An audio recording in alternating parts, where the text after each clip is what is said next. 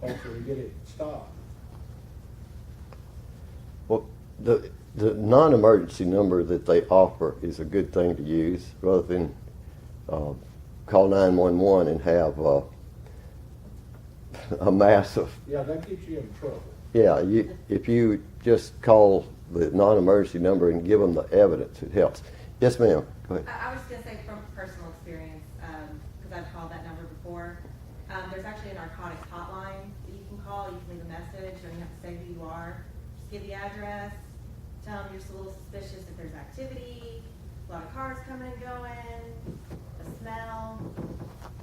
And just keep calling, and the matter will be resolved. But they have to.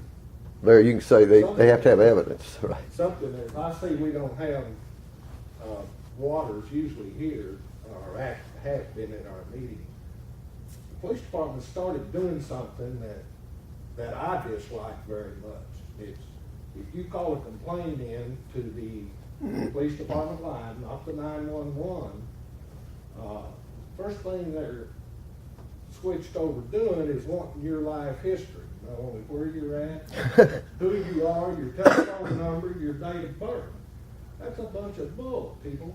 And I've actually tried to check with the police chief and also with their dispatch, head of their dispatch, as to where that came in. People are hesitant about calling in and giving information on stuff that they feel could come back and cause their family harm by this being on the record that you called, where you live, what your telephone number is. You don't know how far it's going to go. So what you said as far as calling in the recorded lines is you don't leave anything. Right. In fact, you could go beyond that even if it weren't just for us.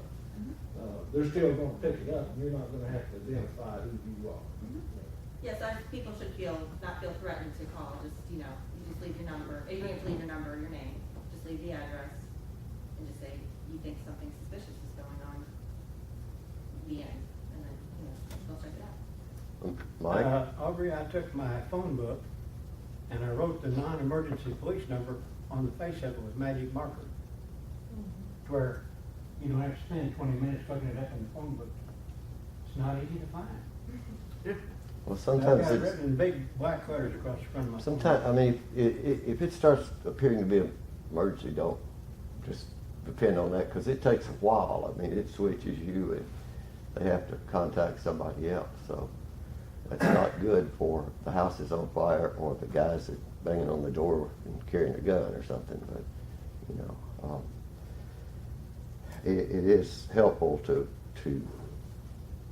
like I say, they do take too much information from the caller sometimes. What they're wanting to find out first, to be honest with you, do you have any warrants on you? They're gonna run you, when you're trying to get something done, they're gonna run you first of all, before they go ahead and take up what you're calling about. That's just flat how it is. If anybody tells you different, they're full of it.